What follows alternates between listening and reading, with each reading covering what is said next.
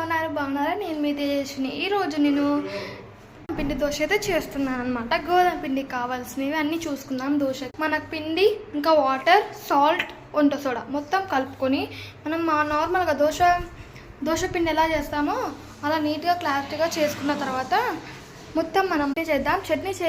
చట్నీ చేయడానికి first mixie జార్లో టమాటోలు 2, ఇంకా ఆనియన్స్, టమాటోలు, ఆనియన్స్, మిర్చి, రెడ్ మిర్చి, గ్రీన్ మిర్చి వేసుకొని మీకు కారం ఎంత ఉంటే అంత వేసుకోవచ్చు. సాల్ట్, ధనియాల పొడి వేసుకొని బాగా మిక్సీ పట్టుకోవాలి.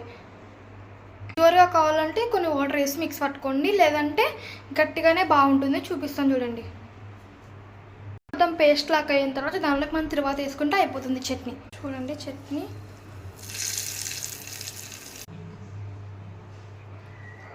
అయితే మనకు రెడీ అయిపోయింది.